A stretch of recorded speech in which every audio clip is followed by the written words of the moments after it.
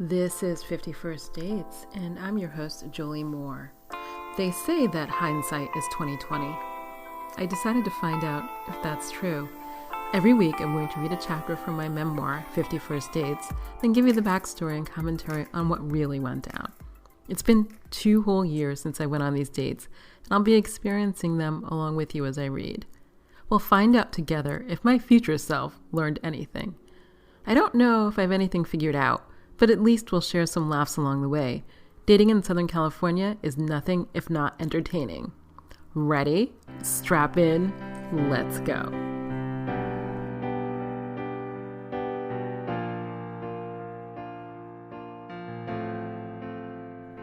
Hi, this is Jolie Moore, and I'm about to read to you date number 11.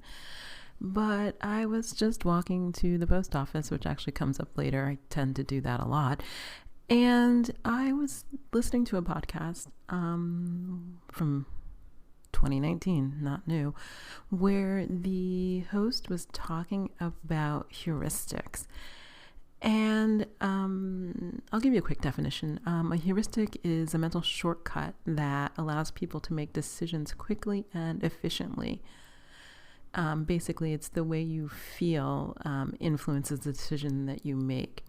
And he was talking about it in regards to dating and how, especially when you're online dating and swiping, at some point, the stimuli, the input from all the different profiles can be overwhelming to the human brain. Actually, last year, I read a number of books about decision making and how humans have only so many decisions a day. And you eventually run out, your brain gets tired, and your capacity to make rational, effective decisions lessens as the day wears on. So actually, they gave some interesting examples about, judges who made great decisions in the morning and not so great in the afternoon. And I think one of the examples was regarding an immigration judge. And I thought, great, if you need immigration at 9 a.m., yay. If you need immigration at 1:30 in the afternoon, not so much. But the host was discussing that eventually when you're swiping, I don't know, when you get to person 50 or whatever it may be, your emotional brain takes over and your rational brain takes a powder. And I was thinking about that in terms of this date, actually, specifically, because I knew I was going to come back and record after my little jaunt outside. And one of the things he was talking about is people ghosting you and how, even though it may hurt in the moment, depending on the emotional investment that you have made, that really it's a favor to you. People are showing you who they are. They're exiting from your life. They're saving you time, and you can move on to somebody who may be more worthy of your time, who's not a flake or whatever the issue may be that caused them to ghost. I mean, if they're ghosting, they're not your person, because if they were your person, they would stick around. And I was thinking about that. And the other thing he was discussing was when people ghost you, it's usually not out of the blue. Now, I'm not talking about somebody who ghosts you after 3 texts on Bumble. That, who knows. But if somebody ghosts you after 1 date, 2 dates, a month, whatever, 5 years, which actually I read an advice column about that recently. That was crazy. If somebody ghosts you after a period of time, it is usually not a surprise. It may feel like a surprise, but there were probably a bunch of red flags along the way. The other thing that he was talking about that was sort of interesting was the idea of going on a second date when you're not hell yes about the first date. And actually, it's something I'm going to really think about because a lot of dating articles suggest, especially for women, that you should give people a second chance. What if they were nervous or they weren't, doing their best, whatever. They weren't on their best dating behavior. I don't know. And if the date wasn't a hell no, you should give it a second chance. And I have done that quite a bit. But I'm starting to think that maybe if dating is sorting, and sorting faster is better than sorting slower or more slowly, then is there truly a benefit to going on a second date where there's no sort of hell yes or a feeling of a connection? I don't know. I'm really going to parse it out, because part of the issue with not feeling a connection when you're like avoidant or have sought out a lot of unhealthy attachments in the past is that, your brain gets all excited by the unavailable, like wackadoodle person, and the calmer person may not excite you. But the flip side of that is, if you're emotionally, we're back to the heuristics again, if you're emotionally having a feeling that doesn't sort of sit right with you, then how many dates do you go on before cutting that off? So just something to think about, I guess. Let me get to 11.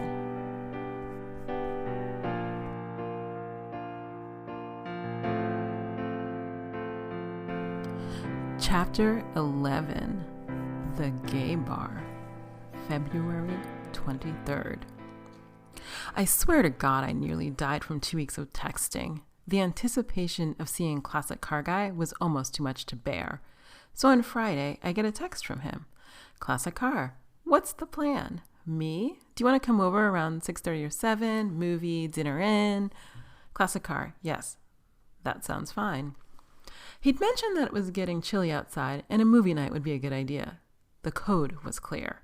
He was interested in more intimacy than the first date. And despite what I'd said to Thunderbolt, I was willing to make an exception because, sex with a cute guy. I lazily sat around all day waiting for the hours to pass. At 7, I started to get nervous. At 8, I was feeling like I wouldn't see him. Then at 8:22 p.m., a text came in. I was loath to read it, but I did because I believe in ripping off Band-Aids. Classic Car, hey, can I have a rain check for tomorrow if possible? Just get out of the shower. I'm a bit too tired to get behind the wheel again. He'd been behind the wheel driving all over Southern California, as far away as Palm Springs, sourcing classic car parts. I don't know who I was angrier at, him for the no-show or myself for wanting to see him so much. There was so much I wanted to say, but I decided to do cool girl. She did not react. She moved on. Me? Sure, let's talk later. So I pulled off all the clothes, the velvet leggings, the carefully fluffed cashmere top. I traded it all for pajamas and tried not to feel too sorry for myself. Then I did the thing all the advice columns said when a guy ghosted you. Get back to your life. For me, that involved going to the gym and tiring myself out during spinning class, writing, then meeting up with a friend for a very long walk along Venice Beach. It was during this walk that my phone pinged, of course. My friend said that I shouldn't answer him, but I couldn't resist. Classic Car, hola. I texted him a picture of the Pacific Ocean and pier in response. Classic Car, ¿dónde estás? Which means, where are you? Me? Venice. You? Classic Car, I'm so jealous. Nice. To throw a little more shade on the situation, I texted a full body pic my friend had just taken of me. I didn't add any more words. Classic Car, very nice. I'm here at home, cleaning up. I put the phone away so I could focus on my friend again. We walked another hour or so and chatted before I started the drive back home. While I was driving, the car buzzed and read a text to me. Classic Car, hi there. I channeled all the cool girl energy I could find in the air along Venice Boulevard. Me, what's up?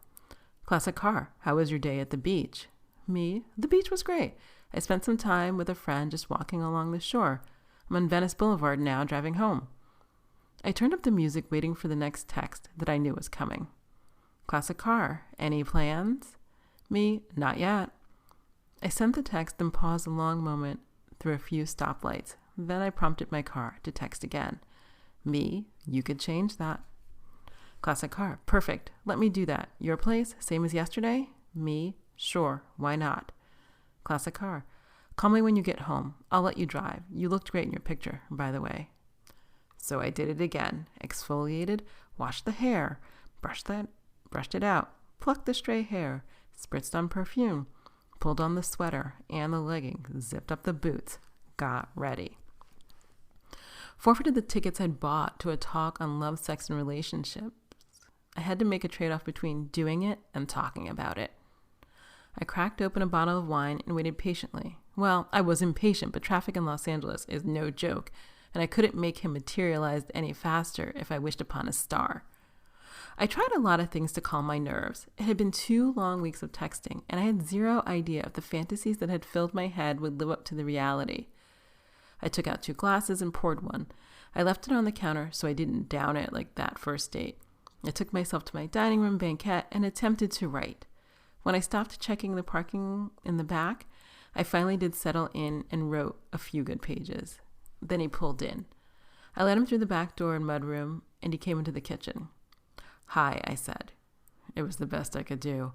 It was all I could do. The nerves had come back again with a vengeance. "You okay?" he asked. It takes me a few minutes to switch from writing to real life," I said. That wasn't entirely true, but it was the best I could come up with. Because standing in my kitchen, sipping wine, was the guy from The Amazing Date. He looked and smelled as good as he had before. Only he was in my kitchen. In my kitchen. We talked about something. His brother, his travels, Audi lovers. That's all I can remember because I was too nervous to take in much. Eventually, I pulled some kind of Trader Joe's puff pastry appetizers from the oven and fed him. At some point, he took the wine and our glasses to the living room so we could get comfortable. After a couple of hours and a bottle of wine later, he popped up. "Let's go out." Out? Music, people, let's get an Uber. Fortunately, weeks ago, I'd cribbed a list of popular bars and hangouts from a friend with a husband in the business. I picked a place and ordered up the car. When the 2-minute warning came up on my phone screen, we bounded down the stairs and along the walkway toward the street. "You haven't kissed me yet," he prompted. So I did, made me all warm and fuzzy on the inside. Warmer and fuzzier than all of that wine. The Uber pulled up and he grabbed my hand and helped me into the car, but didn't let go. 10 minutes later, we hopped out on Santa Monica Boulevard in West Hollywood. During the day, the restaurants on the street are full of people waiting for eggs and pancakes, avocado toast, and Benedict. The same restaurants at night, turns out, are a different story entirely. It took a few seconds before my eyes adjusted. The bartenders were indeed without shirts. The tables had nearly naked male go-go dancers on them. Class guard looked at me and shrugged. "Where do you want to sit?" There was a booth in one corner, but it was under the speakers, so we pulled up 2 bar stools instead. He got a beer of some sort, and I ordered a large club soda. The problem with splitting a bottle of wine is that it's hard to tell how much I drank. In no way did I want to go back to that first night. I needed to keep my wits about me somehow. Wits, it turned out, may have been overrated. Classic Artai took a seat on the bar stool facing me. I took another seat facing him. He leaned forward, tucked my hair behind my ear, slipped his hands along my neck, drew me close, and kissed me deep. Bartenders must have a front row seat to human mating rituals, because that's what this bare-chested one witnessed. Classic car guy and me kissing desperately on the edge between making out and going too damned far. 2 drinks in, I gave in and had a couple of vodka Collinses. And a couple of hours of talking and kissing, we decided it was time to go back to my place. The Uber ride was even shorter than the one there, a mere 5 minutes. In seconds, we walked hand in hand from the car up the stairs and into my apartment. I dimmed the lights long before he'd arrived. There were only 2 Edison bulbs lighting the living room. He shrugged out of the sport coat he wore, lay back on my couch, and took me with him. Weeks of pent-up anticipation overtook us both, and before I knew it, we were both naked from the waist down. I both had and hadn't bargained for things to go this far. In either case, not this quickly. "I have to tell you something," I said, laying a hand against his naked chest. He was breathing fast. "What?" "I have my period. Trust me on this. It wasn't something I really wanted to share." But he moved to the top of the need-to-know list. "Is that why you shied away from me?" I didn't think I had. Maybe when he'd been rubbing the inside of my thigh at the bar. I couldn't exactly remember, with my brain flooded with wine and vodka and lust. There weren't any more words. Instead, he moved. I moved, and in the next few minutes we were joined together, moving in rhythm. Despite the fears Thunderbolt had introduced, we were good together that time and the 5 other times that night. In between and after, I slept better than I had in months. It was actually a text from a friend that woke me. Friend, want to have lunch with you. What days are you free? Me, Tuesday, Wednesday, and Friday. Text tone woke me. Guy's still here. I'm exhausted. I don't know how people do this. Friend, want me to go home? You can pretend this text is an emergency. I was sitting on the wingback chair in the corner of my bedroom. I looked at the blue linen duvet cover where he was hidden underneath and most certainly wasn't ready for him to go home. Me, not yet. Friend, sorry for waking you. You're usually an early riser. Me, no worries. I usually don't stay up late. All these guys love to hang out way too late. Why can't I have sex at a reasonable hour, like say 8 p.m. and not midnight? Then I texted her a picture of my bed. The only parts of Classic Car Guy that were visible were the 4 fingers of his right hand. Me, he's in there somewhere. Friend, LOL. We agreed to meet up for the notorious RBG exhibit at the Skirball. I tossed the phone onto my rug, then climbed back in bed with Classic Car Guy and woke him, kissed him, and initiated a rematch. After he asked to use my shower, cleaned himself up, then kissed me, or I kissed him, and in an hour he needed another shower. At some point I saw him out. Then I promptly returned to the now defiled couch and went straight to sleep. It was another text tone that woke me up. Classic Car, I miss being inside you. Me, it was great having you inside me. Classic Car, I think the weekends are for me being inside you, sleeping next to you. First thing Monday morning, he texted again. All the feelings I had about being stood up on Friday had nearly evaporated. Classic Car, good morning. Me, good morning to you. How was your Sunday? Classic Car, not very good. You left me craving you. Me, that's a good problem to have. Classic Car, not when you're around. I can still smell you. How was yours? Me, deciding to tell the truth for once. I hung out with a friend and thought about you. Classic Car, in Spanish. Let me say again that I love your body with so many curves. Mi boricua, which means my Puerto Rican girl. Siri does not read Spanish. I'd been driving from the gym. Classic Car, but you do. Keep going to the gym. I noticed the new curves in your thighs and legs. You, my dear, are extremely intelligent, and I find you very attractive. I had a big smile on my face when I woke up in bed next to you. Me, your face and hands, and we're good to wake up to. Classic Car, and say what you feel. I put my phone down and did a turn around the kitchen. This was not a case of me saying what I feel. It was a case of me talking about penises. But I did, because when it comes to texts, it's clear that I don't have any boundaries. Me, and oh my God, I spent the whole day writing about penises, and I have about 1,000 words for them. I enjoyed waking up to yours. But honestly, I try to keep my texts R-rated at most. So there it is. Classic Car, you spent the day writing about us? Not asking for X-rated, but thanks. Feels good to hear that. The small of your back drives me crazy, and I also love your shoulders. Now, I have to take a break from all this texting to say that when I talk to him, this guy acts like he has no game. Honestly, he has all the game. Me, I spend the day writing about couples, dating, and relationships. It's the bread and butter of the romance genre. The couples change, the settings change, but at its core, it's all about relationships and sex. I don't write about myself or people I know. That would be some kind of violation, I think. It's all imagination. Also, talking about feelings isn't my strong suit. The last was the biggest understatement of all time, which is why I imagined so much of our relationship was taking place via text. Was maybe surviving those in-between times because of texting. Other guys had quickly given up on me when I got all emotionally constipated. Classic Car, I understand, was just curious. It wouldn't bother me at all, to be honest. I guess if it was good things, right, then in Spanish. Well, I hope you enjoy your work day, and I hope to see you again soon. Take care. I already miss you. A few hours later, my car alerted me to a text. Siri read it in her creepily officious voice.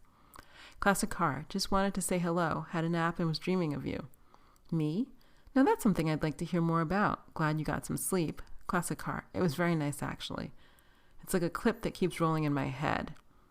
This wasn't the first time he'd texted about dreaming about me. He'd dreamt about me while he was in Central America. And then I was in a bathing suit swimming next to him in the Caribbean. But I didn't have such vivid dreams myself. But it did sound nice. There was only a single blemish on the Saturday night with Classic Car Guy. I'd made a huge, huge mistake. A teenage girl's mistake.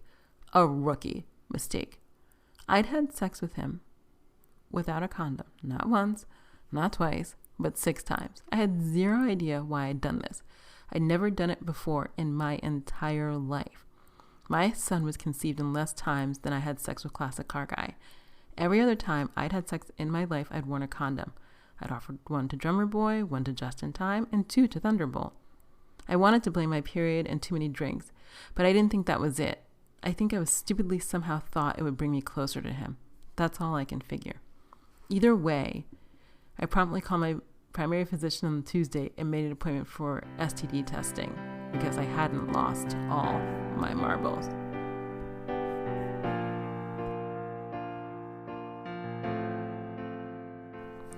I don't even know what to say. Desperation is not a good look. I'm sorry to laugh into the mic. I am laughing because I'm feeling slightly humiliated. I cannot believe. Oh, there's so many issues. I think I mentioned earlier on that my editor in one of her emails had said to me that this book was a cautionary tale.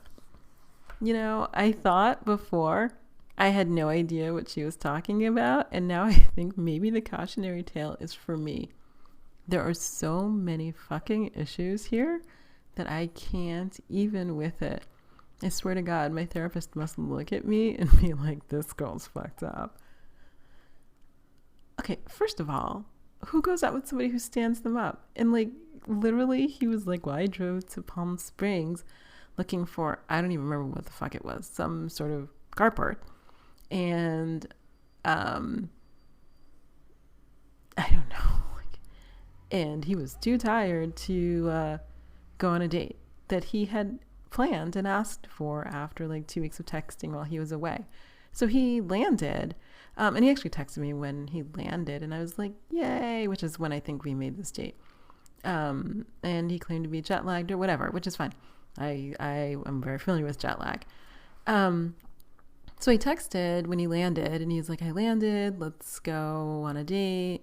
I can't wait to see you. And then he stands me up because car parts are more interesting than a date. And look, I understand. Maybe like if I had like a 60s car and I had to go buy parts, and maybe parts aren't easily sourced for cars that are like, oh my God, like 60 years old, 50 years old, that's old.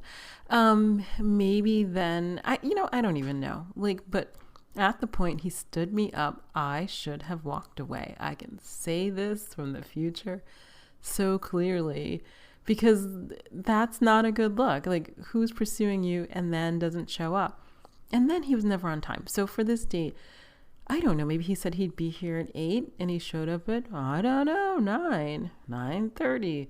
I don't know. Like, and he lived, I think, we'll talk about that later, in like somewhere near like, I don't know, like east of Pasadena. So I can't remember the last time I drove to Pasadena because it's like 20 miles and, it'll take your life in that car, just being in that car for so long. So, Pasadena's lovely. It's got beautiful trees and it has an East Coast feel, and you can get like a good English tea, and there's gardens, and it's, lovely. I don't live over there. So I don't drive over there because it does take time. But this is a person who pursued me and knew where I lived. West Hollywood, it's not unknown. It's a little gay mecca right in the center of Los Angeles. Los Angeles surrounds it on, I think, maybe 3 sides, and Beverly Hills is on the west side of West Hollywood, which is like a few square miles tops. I should know this. I don't know this. And look, I moved here for the rent control apartment. All right. So I honestly don't know how taken for granted I can be with a guy that shows up late. And then the other thing that sort of bothers me about this, we're not even going to discuss the unprotected sex because that's like a shit show I can't even with. The thing that I think that bothers me the most about reading this date was a thing that I'm starting to think is a trend and, you know, happens more than once in this memoir, and I never really thought about it. The number of men who tried to spend time trying to get me to drink, presumably to lower my inhibitions. Look, I'm 5'2". It doesn't take a lot. I don't drink enough to, I guess, have a high tolerance for alcohol. So, 2 drinks and I'm a little like loosey-goosey. And I'm starting to wonder if like Thunderbolt or this guy or whatever spend their time trying to get me to drink. So I am more willing to have sex with them? I don't know. That's like not what it wasn't that. I'm very easy. It's not that hard. But like, what is that? Like, I have never like invited somebody to my house and like plied them with drinks to get them to do what? I mean, we've all heard of whiskey dick, so that's like never a good idea. But I am starting to wonder why it is that these men are so interested in plying me with drinks. Is it like an overt or covert manipulation tactic so I don't look too deeply at who they are? I don't even know. Right now I'm sitting in a pool of shame and humiliation because I feel like, actually, I don't know, that I come across really badly. I feel like I come across desperate and needy and weird and not nearly as cool as I thought. I don't know. Anyway, the other thing I wanted to say is so West Hollywood is like this gay mecca in the middle of Los Angeles, and it does have a lot of gay bars, and fewer than they used to. I guess with online dating, supposedly gay bars are like really struggling, and God knows in the pandemic what has happened because they've been closed mostly. The reason that I've gone to gay bars in the past, that's not like a thing I do all the time. I mean, I have those girlfriends who are heterosexual who spend a lot of time in gay bars. I only do it occasionally, mainly because men don't hit on you because they're not interested in you at all. This bar, I should say, and there may be a picture online. I don't know. It may be too dark and maybe I never posted it and just texted my friends. But they are dark. The bartenders never seem to have any clothes on. The go-go dancers only seem to have like a Speedo type thing, usually with like no butt. So I don't even know what that is, like a cock sheath. I don't know enough about that. And they're dancing on tables naked and they're always very pretty. But anyway, mainly go because nobody bothers you. And we were not the only heterosexual couple in the gay bar. So there's that, there's the drinking, and then I don't even know, like in retrospect, to be frank, I cannot see what I saw in this guy. Like, he seems like a flake, and there are other issues that come up later, but I mean, I don't even know. I mean, he was not one to ask about anything. Like, I don't even know if people ask about consent anymore. I think that either I don't have sufficient boundaries. Well, actually, I know that's true, around men and dating and sex. But if I did, I guess they really spend a lot of time trying to push past them. Oh, the last thing I want to mention is that I realized that he texts a lot in Spanish, and I translate 90% of it in the book, but sometimes I don't. But I'll try to translate it then. But he did not say it twice in English and Spanish. He either said it in English or Spanish.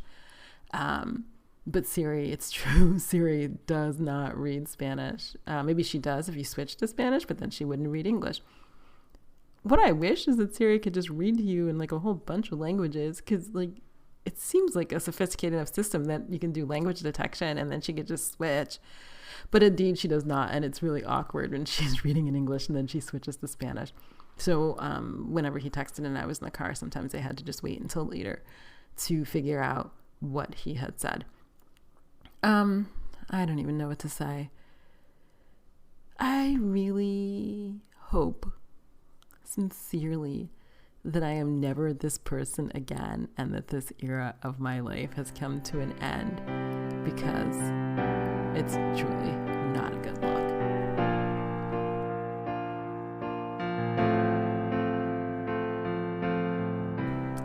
I'm Jolie Moore, and this has been 51st Dates, the podcast. If you enjoyed listening, I hope you'll share, rate, and review it on Apple Podcasts. It will help others find the craziness that is dating in Southern California. Also, please hit the subscribe button on your podcast app. If you'd like to read ahead, my memoir, 51st Dates, is available wherever books are sold. A link is always included in the show notes. I'm also a romance writer. If you want to know more about my books, please visit joliemore.com for more information. You can also follow me on Instagram at xojoliemore and on all social media at the same handle, xojoliemore. Thanks for listening, and I'll be in your ears next week.